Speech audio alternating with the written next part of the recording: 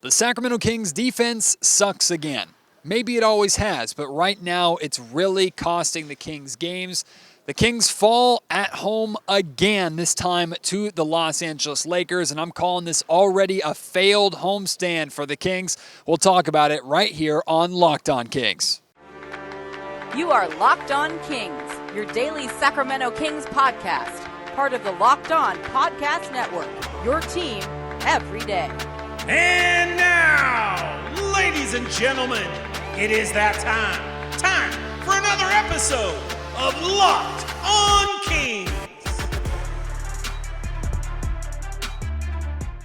Hello and welcome into Locked On Kings, your podcast hub for Sacramento Kings coverage all regular season long today, presented by Prize Picks. First-time users can receive a 100% instant deposit match up to $100 with promo code LOCKED ON. That's prizepicks.com, promo code LOCKED ON. My name is Matt George. I have the privilege of being your host here. I'm a Sacramento sports reporter and producer for ABC 10 News, standing here on the floor inside the Golden One Center, where Kings and Lakers is always a fun time, but tonight wasn't the most fun of endings for the Sacramento Kings. I was surprised, truth be told, to see how few Laker fans were in the building. Typically, it's like maybe at best like 65-35 or 60-40 Kings fans. I've seen games where it's 50-50 Lakers fans and sometimes 60-40 Lakers fans. Tonight, it was either Lakers fans decided to not wear their yellow tonight, or Kings fans decided to dominate their home court advantage, an advantage that the Sacramento Kings did not take advantage of, and something they have not done over the last 8 games. We're going to get into that later in the pod, how the Kings are failing to take advantage of this home court and are struggling and have already, in my opinion, failed on this homestand. But it's appropriate to start this podcast talking about Sacramento's defense. The defense that has disappeared. The Kings, quite frankly, suck again defensively. There's no really other way to put it. Now, Mike Brown put it a little bit nicer in his press conference, or put it a little bit more pleasant than that, although he was clearly unhappy, very unhappy with how the Sacramento Kings are playing defensively. You're going to hear a good 3-minute segment of that press conference where it's just Mike talking about and answering questions about the Sacramento Kings' abysmal defense. But the Kings lose 136 to 134 to the Los Angeles Lakers, a game that was basically like 44 to 45 minutes of layup lines for both teams and wide open three-pointers. Not necessarily wide open, but both teams were hitting a lot of shots. Both teams were shooting very, very well from the field. And then the final 3 minutes, it got a little bit more back and forth. In fact, the fourth quarter was the only quarter where I think both teams scored under 20 points. The rest of, under 30 points. The rest of the game, the other 3 quarters, both teams were well over 30. It was that kind of night. Neither team wanted to play any defense, and unfortunately the Kings played less defense and ended up losing this game. They give up 70 points. 70 points in the paint to the Los Angeles Lakers. And this is not a one-off. This is not a one-time thing. This has been a consistent issue for the Sacramento Kings over the last handful of weeks. They are getting abused in the paint. They are allowing guards to get to the paint far too easily, and those paint touches open up opportunities for other teams, or completely breaking down the Sacramento Kings' already poor defense, poor team defense. And then when you have someone with the presence of LeBron James, LeBron, I think, scored 37 points in tonight's game to lead all scorers. LeBron was getting to the paint absolutely at will. Mike Brown points this out a lot in his press conference, and I'm going to bring it up too. The Los Angeles Lakers actually got off to a really good start shooting from the perimeter. I think Patrick Beverley had 2 threes in the first quarter. Dennis Schroeder, who's not or hasn't had the best shooting season, was hitting threes. Offensively, out the gate in the first half, the Lakers were using their outside game to really open things up for them and establish themselves and put points on the board early. They had 9 threes by halftime. They had 9 threes to finish the game. 0 made threes in the second half. And it's not that suddenly the Kings were locking down the perimeter and the Lakers were missing a boatload of threes. Nah, they didn't need the three-point shot in the second half because they were getting into the paint and getting to the rim at will. So it wasn't a, wow, look what the Kings did defensively, this great adjustment that they made to stop the Lakers from hitting threes that they were making in the first half. It was the Lakers went away from it because they knew they could. They were facing absolutely zero resistance from the Sacramento Kings in the lane, zero resistance in the paint, hence the reason they dropped 70 points in the paint. I mean, when you're getting 4 different Lakers with 20-plus points, and again, there's LeBron James, 37 points, 8 rebounds, 7 assists. We expect that, right? Russell Westbrook, 23 points, 15 assists. You don't expect that many assists, but on a game like tonight where the Lakers are shooting 60-plus% from the field and everybody's getting theirs, okay, maybe you can see that assist number jumping up a little bit. I think that's his season high, 15 assists. But how about these 2 names? Dennis Schroeder, like I mentioned, 27 points, went 8 of 11 from the field. Okay, Schroeder is capable of getting hot. We've seen him do it from time to time during his career. It's not that unfathomable. Then you have Thomas Bryant, who's the second leading scorer on the Los Angeles Lakers with 29 points tonight, also 14 rebounds. If Thomas Bryant is abusing you, and no disrespect to Thomas Bryant because I think he's an exciting young player, I actually like what he's doing with the Los Angeles Lakers, and recently over the successful run that the Lakers have been on, Thomas Bryant has been playing very, very well. So this is not a, oh my God, the Kings got beat by Thomas Bryant. They're horrendous. Thomas Bryant sucks. That's not what I'm saying at all. But if you're giving up 29 points to Thomas Bryant, yeah, clearly you have a defensive issue. And clearly, the Kings have a major defensive issue. The Kings need to show pride again defensively. You know, I think back to when the Kings were just like average defensively. They were going on that really good stretch. They were top 2 or top 3 offensively. And when you watch those or saw those NBA efficiency landscape charts that are put out on Twitter every once in a while, the Kings were in the positive, major in the positive offensively, and then like towing that median line defensively. That's all they had to be a really good team. And during that time, they were winning a majority of their games. They were on a 7-game win streak. Like, the Sacramento Kings just have to be average defensively to be a good to approaching great team in the NBA right now. That's how good their offense is. But defensively, they're so bad, and we're seeing that they're so bad right now that no matter how good the offense is, when you're scoring 134 points, you're still losing games. The Sacramento Kings should never lose a game when they score 134 points, just like they should probably never win a game when they're giving up 136. To score 134 points, to have the offensive night that the Sacramento Kings as a team had. The Lakers weren't putting up any resistance either, so it's not like we can praise the Lakers for doing something defensively that the Sacramento Kings were doing. Both teams were horrendous defensively, and like I said, I was sitting up there watching this game, and it was a glorified all-star game without the fun highlights. Like, it was boring. It was a boring offensive game until the final handful of minutes. That's at least how I felt. I don't know if you felt the same way watching this game.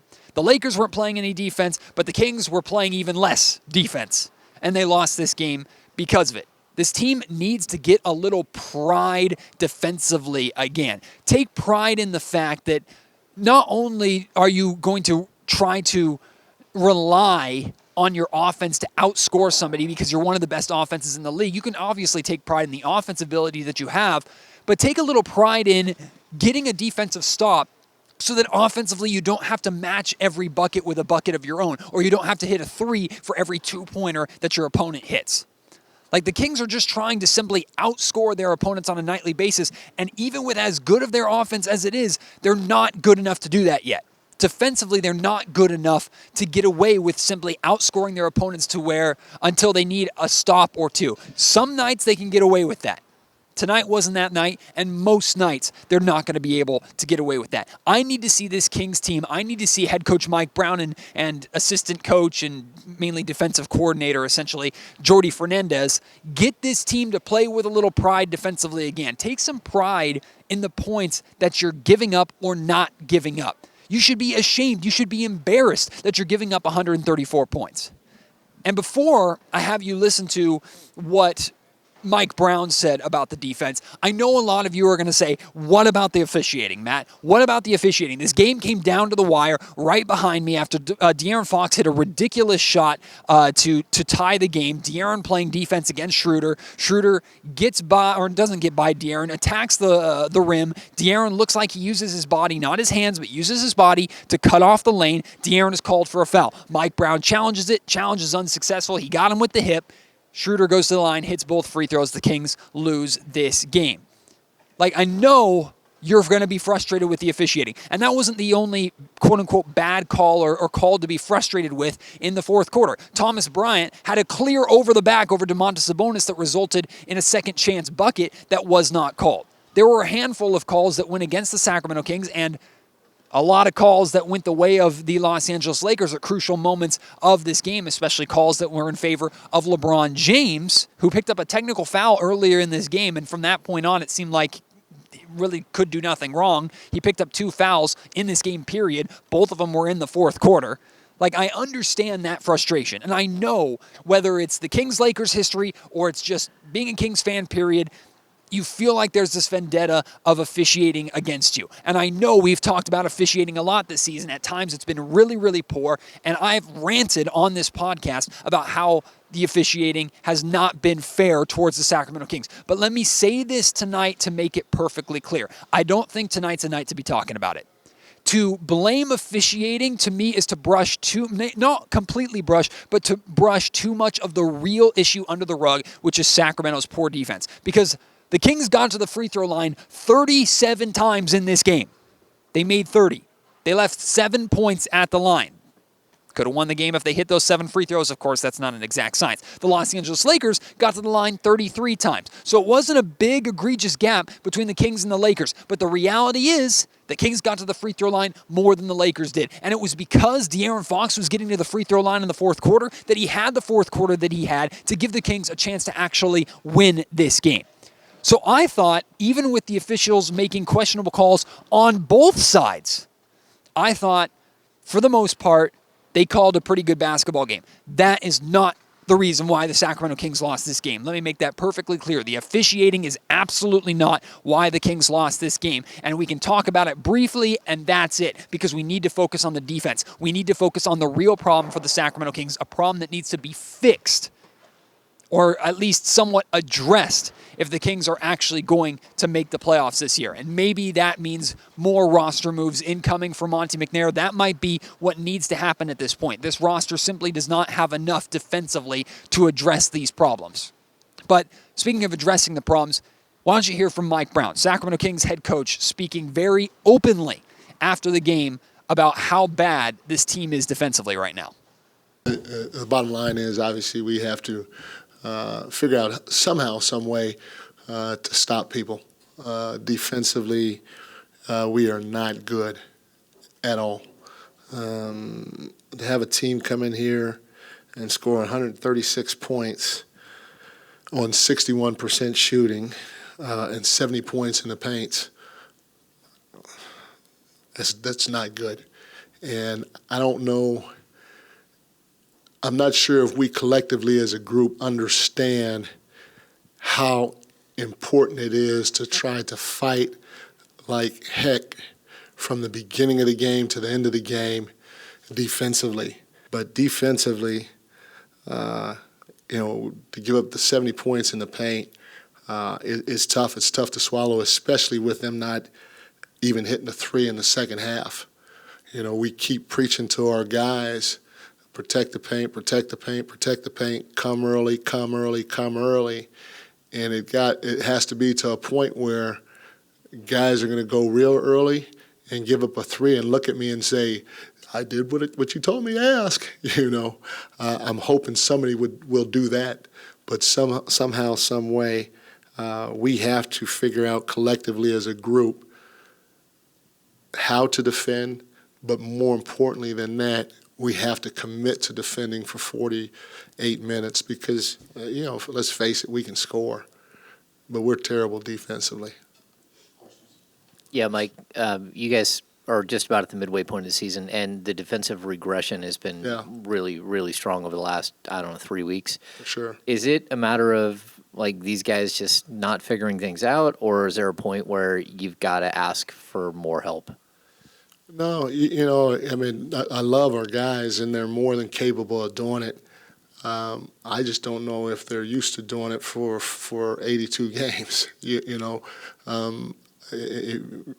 and maybe we have, when I look at our roster, I don't know, and not that I'm asking for help, I love our roster, but as the season goes along, you have to be committed to the defensive end of the floor. I've had a lot of people tell me, hey, let's just outscore people because our offense is that good. Maybe our guys have that mindset too. I don't know, but we have to commit to that side of the ball. And we do it, the tough part about it is we do it in stretches, and then we go away from it. And there has to be some consistency on that side of the floor in order for us to be able to get wins versus good teams. Because, like I said, our offense is good enough to do a lot of great things. But can we get consistent with the way we're going to defend? I'm not sure. We're going to keep trying to coach them and work at it and watch film and all that other stuff. But it hasn't happened yet, so I'm waiting for it, the days for it to consistently happen.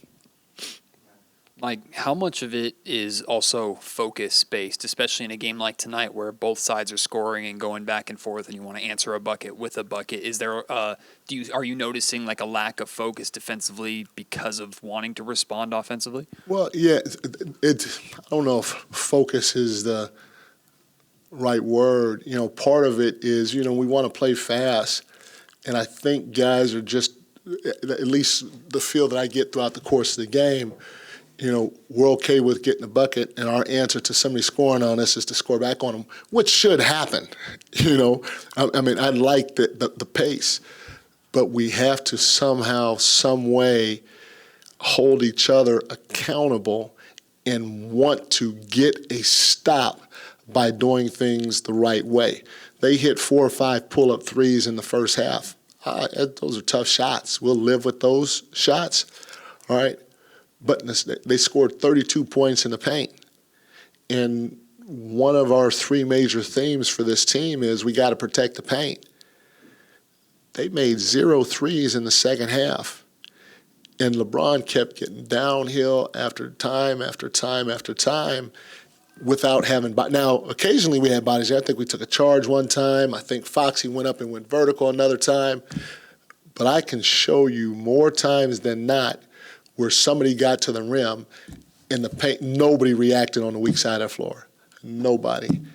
And that is tough to swallow because it's something that we've been preaching and preaching and preaching and preaching and drilling and drilling and drilling and drilling.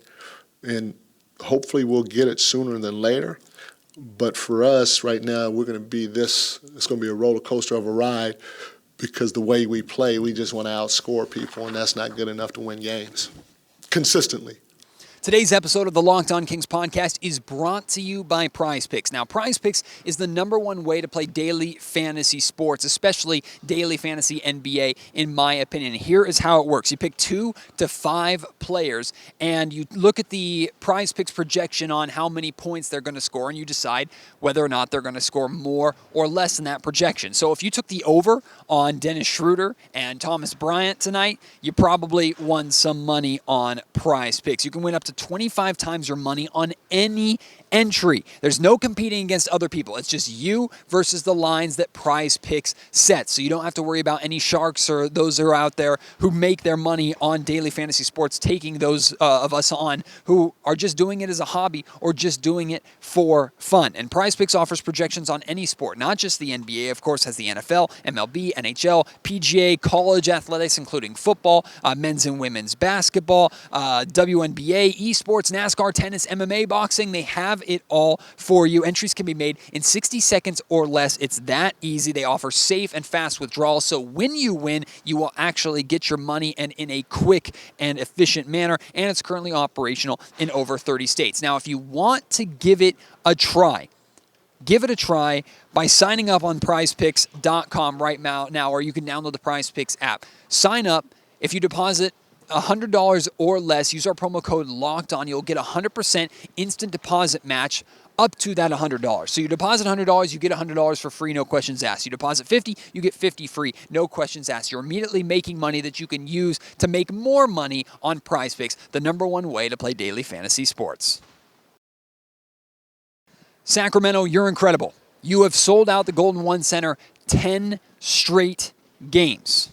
and you are not getting the return on your investment that you deserve. Sure, a lot of these games have been very close and very fun. Sure, we've had great moments during this 10-game sellout streak, including the Kevin Huerter winner, game-winning 3 to give the Kings the 1-point win over the Utah Jazz, the 1-point win over the Denver Nuggets the game before. We've gotten good moments over this stretch, but the reality is over the last 8 home games, all of which were sellouts, the Sacramento Kings are 3-5. And 4 of those 5 losses were against teams with under 500 records. Charlotte Hornets, Washington Wizards, Atlanta Hawks, and now Los Angeles Lakers. Now, whether or not you want to debate that some of those teams are better than their record indicates, I don't really care. Regardless, the Sacramento Kings are not handling their business on their home floor. They're not defending this home court, and that is something that good teams do. And I know I've talked about this many times before, and I will reiterate it and say it again.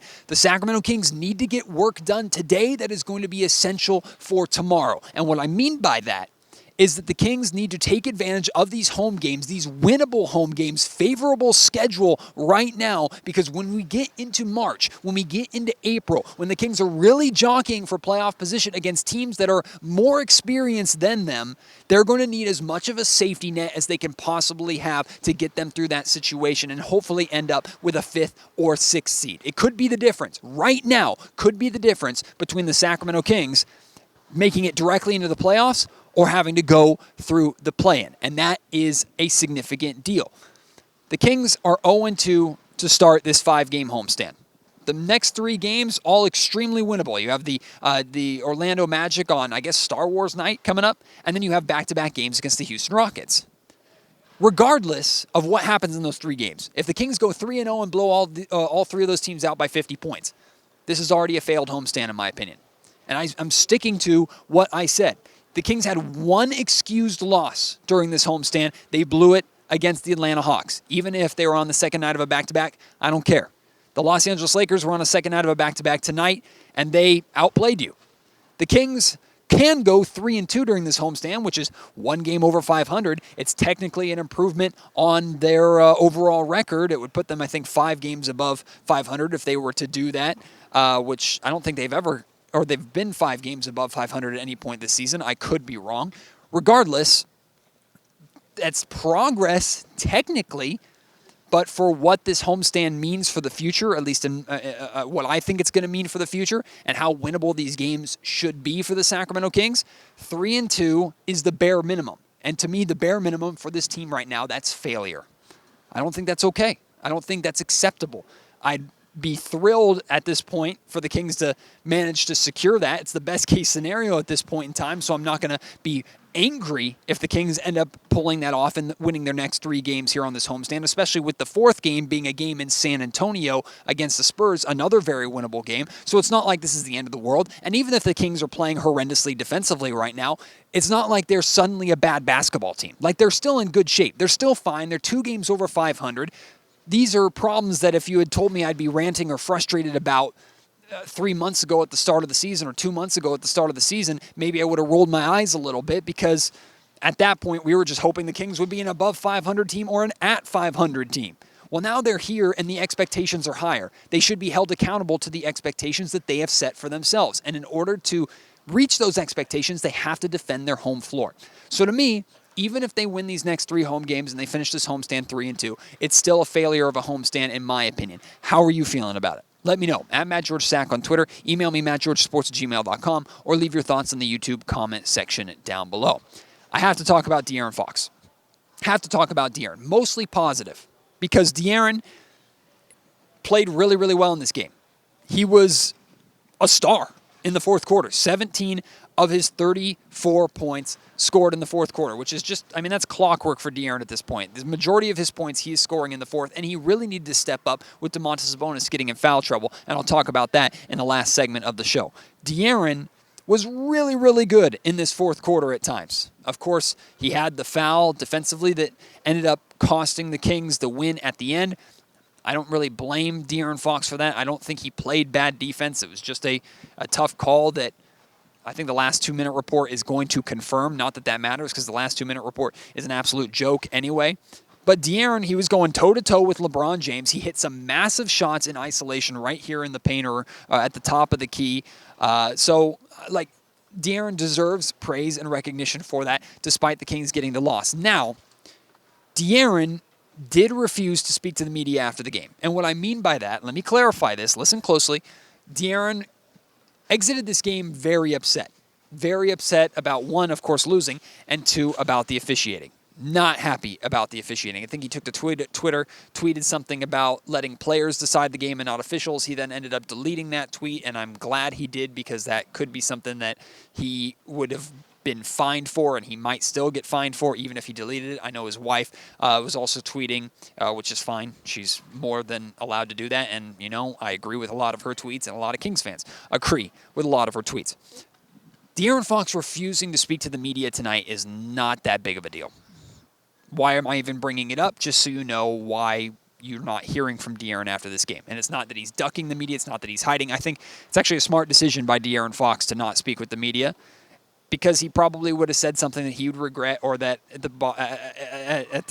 at some point would have cost him some money, I think. And look, we speak to De'Aaron basically after every single game. He doesn't always come to the podium and speak with us directly, but a lot of us go into the locker room and we hear from De'Aaron after almost every single game. Yes, he's the star. Yes, he's the face of the franchise. And I understand some people want to hear from De'Aaron Fox after tough losses like this. He's not hiding. He was frustrated. And I think it's his prerogative to choose to not speak with the media tonight. So I don't think it's that big deal to make it overblown. But that's why we did not hear from De'Aaron after this game. And ultimately, I look at what De'Aaron did, and I look at more positives than negatives. Although, yes, De'Aaron is part of the overall team problem, which is still their horrendous defense. This episode of the Locked On Kings podcast is also brought to you by our longtime friends at Built Bar. If you're looking for a delicious treat but don't want to deal with all the fat and all the calories, you got to try a Built Bar. With all the New Year's resolutions, trying to lose weight, eat healthier, but you don't want to give up those sweet treats that you enjoy, Built products are perfect for you. A Built Bar, a Built granola bar, they're marshmallow puffs. They're healthy and actually tasty. They're so delicious, you wouldn't think that they're good for you, but they are. They come covered in 100% chocolate. How can something in 100% chocolate be good for you? Well, it's because the calorie count is so low. They have amazing specs, like only 130 calories, 4 grams of sugar, and a whopping 17 grams of protein. And you don't need to wait to get a box or order a box online and have it shipped to you anymore. You still, of course, can, and I highly recommend you do so if you like to pick out your flavors. But if you go to your local Walmart or your local Sam's Club, you can pick up a box in the pharmacy section right now and try out all their amazing flavors like cookies and cream, double chocolate, or coconut puffs. If you're close to a Sam's Club, again, you can get them in bulk, like a 13-bar box like brownie batter or churro. Try them. You can thank me later. And, of course, you can order a custom box, and choose exactly what flavor bars you want at Built.com. Lastly, before we wrap up, Domantas Sabonis is worth bringing up in this game. He finished with 25 points and 12 rebounds, which is his 16th consecutive double-double. That is a Sacramento-era record for consecutive double-doubles. He had recently been tied with DeMarcus Cousins at 15 straight. 16 straight tonight, now breaks that record. I guarantee you he doesn't give a damn about that record, ultimately because the Sacramento Kings lost this game. And another major reason why they lost this game was because Domantas Sabonis was in foul trouble and ended up fouling out of this game in the fourth quarter. I give the Lakers a ton of credit. Like, they recognized when Sabonis was in foul trouble, they went right at him. When Sabonis was called for his fifth foul early on in the fourth quarter, it was LeBron James who drew it. LeBron went right into Sabonis, drew that foul, turned to his entire teammates and flashed the 5. Like, he's got 5. We need to keep attacking. They knew what their game plan was. They know how important Domantas Sabonis is, so they tried to do their best to foul him out of the game.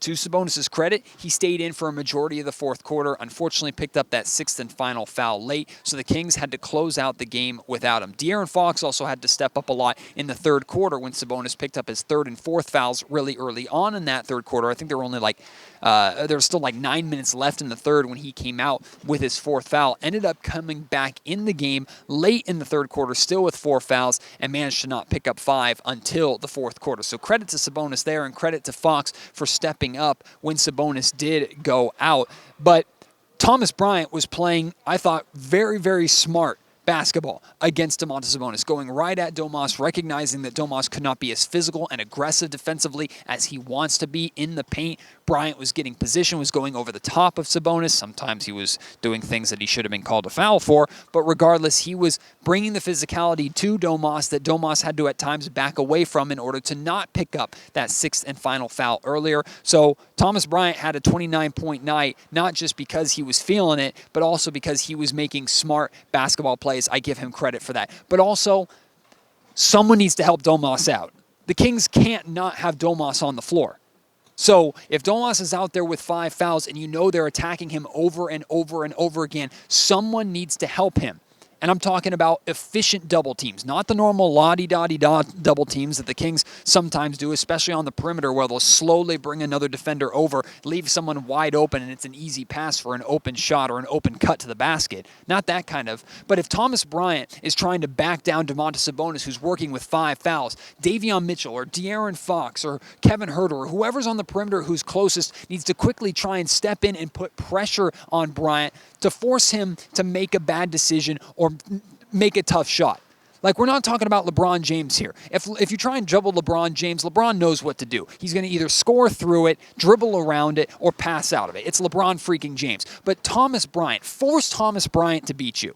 If Thomas is trying to take advantage of your big in foul trouble, throw a double at him. Make him make a tough decision. Make him make a great pass kicking out of a double team. I didn't see the Kings try and do that at all in this game. Nobody was helping Domas, so he was getting abused with 5 fouls, and then eventually picked up that 6th, and the Kings had to close out the game, the final 40 or so seconds. Without him, of course, they end up losing this game.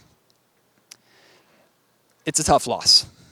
Now, the Los Angeles Lakers, I think, are better than their record indicates. Regardless, it's still a tough loss. The Kings' defense is definitely concerning, and I think a lot of eyes are going to start to be on Monte McNair to address this issue with the trade deadline getting closer and closer. What would you do? How would you address the issue? Let me know at MattGeorgeSack on Twitter. Email me, mattgeorgesports@gmail.com. Hopefully the Kings can figure it out and turn it around against an Orlando Magic team who is also very capable of abusing you on the defensive end of the floor if you are not going to play defense. They have a lot of scorers, a lot of guys that can put up points. Remember, Orlando nearly beat the Kings in Orlando. It took a De'Aaron Fox miracle in order for Sacramento to win that game. So, Kings got to be careful. Even the Houston Rockets, who are at the bottom of the Western Conference, 2 games back-to-back, they're more than capable of at least stealing one of those. Kings got to be careful. They have to handle their business over these final 3 home games. No other expectation other than 3-0 through the rest of this homestand. Nothing less is acceptable, in my opinion. Appreciate you tuning in. Thank you to all of the Kings fans who said hi to me at the arena tonight. I really appreciate you, as always. If you're listening, you know who you are. You're fantastic. All of you who continue to support the podcast, I appreciate you so, so much. Glad to be doing post-game pods again and to be feeling better. And I'm looking forward to doing more, of course, in the near future. Have yourself a great rest of the weekend. I'll talk to you very soon. You have been listening to Locked On Kings, part of the Locked On Podcast Network.